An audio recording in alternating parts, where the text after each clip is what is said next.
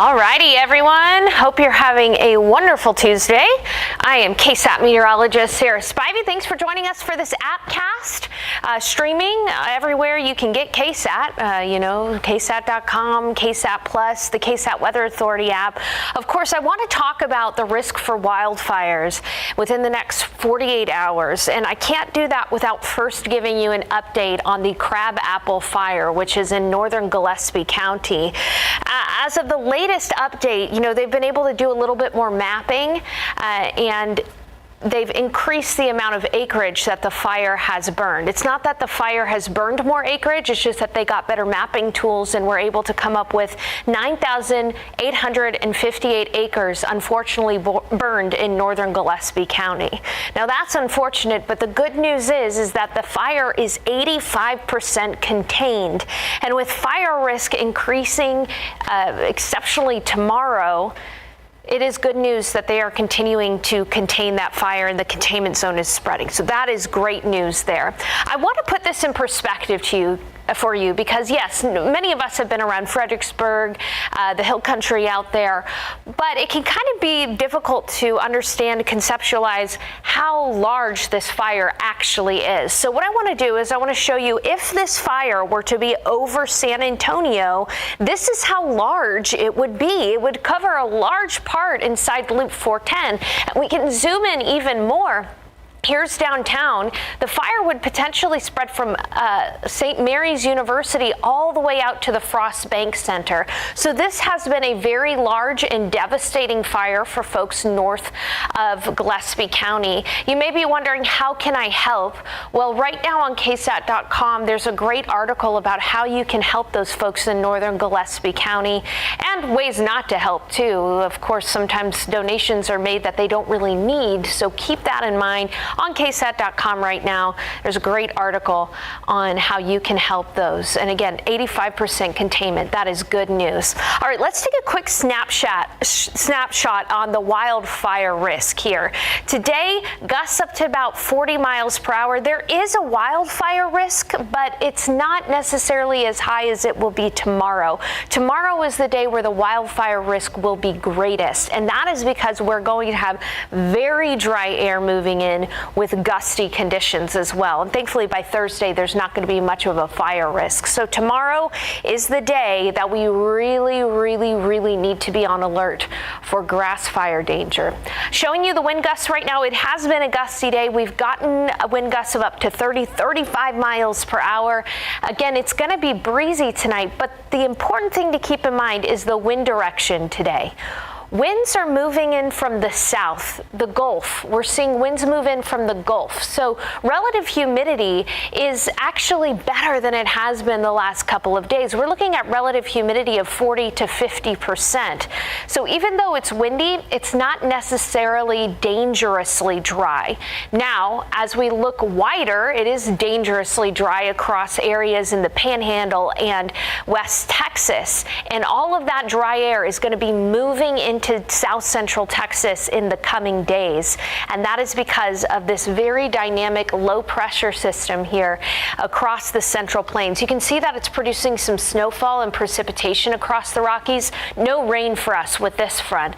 All we're going to see is much drier air moving in. So showing you future humidity, as I mentioned, we've got that Gulf moisture right now in place, but look how dry it is across the Panhandle. That front is going to pull all of that drier air into into our viewing area and into deep South Texas as well.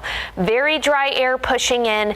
Dry air is the enemy of fire danger for us because wildfires love very dry air. So that very dry air will be moving in tomorrow with that front moving through right at around dawn, and winds are going to kick up. Take a look at the forecast wind gusts across the Panhandle. Wind gusts of 55 miles per hour in Amarillo. To put that in perspective for you, a severe thunderstorm wind gust is considered severe when it gets up to 58 miles per hour. So almost damaging wind gusts across the panhandle. Not nearly as strong as it was this last Friday when they were seeing wind gusts of up to 80 miles per hour, but it's still definitely going to be windy enough to kick up some of that dust. Now take a look right at about 3 o'clock in the morning. That's when the front is going to be moving through North Texas. Again, still some wind gusts there of up to 40 to 55 miles per hour. And that front will be right on our doorstep in San Antonio. Right around dawn, we're going to be seeing wind gusts of up to about 30-35 miles per hour. I've got to mention, too, that West Texas dust. Remember how dusty it was Friday night into Saturday? That was because we saw some of those gusts across the panhandle. And even though dust is not expected to be as intense, tomorrow there will likely be some dust pushing into San Antonio early tomorrow morning. Again, right around dawn, that's when we expect that front to move through. So if you're somebody who knows that you have sensitivity to air quality, if you have respiratory illness, or if your kids have asthma, just be aware that tomorrow is going to be one of those days where you're going to want to maybe stay inside as much as possible because of the potential for some dust there out in the air. And the biggest impact to everybody, though, from this front is going to be the extreme fire danger. This is a look at the extreme fire danger tomorrow. Notice how much of Texas is in this red color. A large portion of Texas is under that extreme fire risk tomorrow. So not only do we have to be on alert, but areas like San Angelo, West Texas, Fort Stockton, up to Lubbock, out toward Austin, Waco, and even Dallas is under very high fire danger for the forecast tomorrow, including areas all the way down in the valley, too. Extreme fire danger for everybody in the KSAT 12 viewing area. That's you, Del Rio, Eagle Pass, Rock Springs, Kerrville, New Braunfels, Seguin, Floresville, and Pleasanton. Everybody is going to have to do their part to help prevent creating and spreading grass fires tomorrow. And the National Weather Service has a red flag warning in effect. By now, you should be used to what red flag warnings mean. They mean high fire danger. They mean low humidity, gusty winds. We're going to see winds gusting from the northwest up to 35 to 40 miles per hour with humidity less than 15%. Remember, today humidity is at about 50%, so a huge drop in the humidity tomorrow. So with the high fire danger in mind, I want to give you some tips on what you can do to avoid creating and spreading grass fires. I know I've showed this graphic a lot this week, but it is so important for us to keep these things in mind. No campfires or burn piles. Some people are still enjoying spring break. Campfires are a no-no tomorrow. Avoid using tools that create sparks. If you're thinking about doing yard work tomorrow, maybe you're trying to trim some trees or things like that, chainsaw is not a great idea tomorrow. This one is so important. Disposing of cigarettes properly. Even if you flick that cigarette outside of a moving vehicle, that could land on the grass median and could create a wildfire. So please avoid that and make sure cigarettes are fully extinguished before you dispose of them. Do not drag trailer chains. Make sure your trailer chains are not dragging. And then this one is a very important one. Do not park vehicles on grass. We've got a lot of tall grasses that are fuels for fire. So please do not park a hot vehicle on those grasses. As I zoom into San Antonio for the wind gusts tomorrow, when can you expect the gustiest winds? Well, it's going to be gusty all day. Right after dawn, that's when winds are going to start to kick up. And it's really in the early afternoon that we'll have the gustiest winds, 30-35 miles per hour, before we see those winds settle down a little bit in the evening hours. All right, I'm showing you the 7-day forecast here because I want to summarize everything. Notice one big thing that's missing from here: significant rainfall. There's really only a 20% chance for an isolated shower or storm on Sunday, and even if you get rain, that is not going to even be a drop in the bucket when it comes to our drought. So today, 86, it's windy, but tomorrow, even though it's going to be cooler, so that might be deceiving, right? It's only going to be 80 degrees as compared to 86, even though it's going to be cooler. The fire danger is going to be much higher because of the the very dry air in place. Now, with that front, though, we do get chilly. Our morning lows on Thursday going to be in the upper 30s and low 40s, and that's actually when we officially start spring, is when we're going to be the coolest this week. A high temperature of only 74 degrees. We'll be looking at temperatures warming back up to near 90, and again, only a small chance for an isolated shower or storm. Okay, why everybody's tuning in. Why is fire danger so high this year? A lot of people have been asking me that. Well, the answer to that is twofold: La Nina and drought. And coming up after about a 1-minute break here, we're going to talk in depth about why La Nina and drought have been making the fire danger so high this year. I'll see you back here in a minute. Perfect.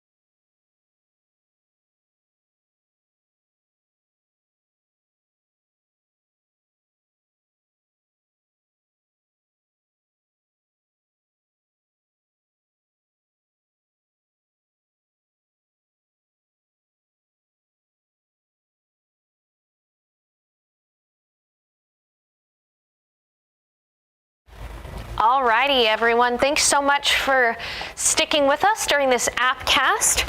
Again, this appcast is a really wonderful feature that we have where we can stream right to your phone, whether that's through the KSAT Weather Authority app, ksat.com, KSAT Plus. It is a great tool for us to use, especially during severe weather season, which is just right around the corner. And of course, we're dealing with our own kind of severe weather right now, fire danger. A lot of people have been asking me out and about, why is fire danger so high this year? Why is it so windy this year? Why is it so dry this year? Well, I want to start by showing you the top 5 worst years for wildfires since 2005. This is for the state of Texas. Many of us remember 2011, when almost 4 million acres of Texas land was burned. Remember 2011, the Bastrop fire? A big fire that caused a lot of damage. That's the top year for the amount of acres burned, 2011. 2006, almost 2 million acres of land was burned. In 2008, 2017, and 2009, all years within the top 5 worst years for wildfires in Texas.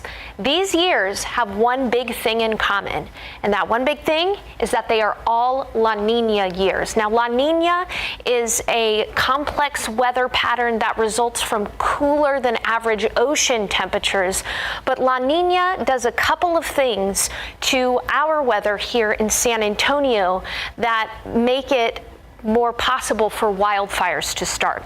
And the first thing it does is it shifts rainmakers north, making us dry. How does it do that? Okay, what I'm showing you here is a neutral year without La Nina. The jet stream, which is our rainmaker, our storm maker, dips in such a way that allows for us to have a decent amount of rainfall, normal rainfall. That's a neutral year. But watch what happens to the jet stream in a La Nina year. In a La Nina year, the jet stream shifts northward and prevents us from seeing as much rain as we normally do. The jet stream, of course, again, creating weather patterns and allowing for us to be dry when those weather patterns are too far to the north. So dry weather, obviously, is easier for there to be wildfires, are easier to be created. So it shifts those rainmakers north. And La Nina also tends to strengthen winds.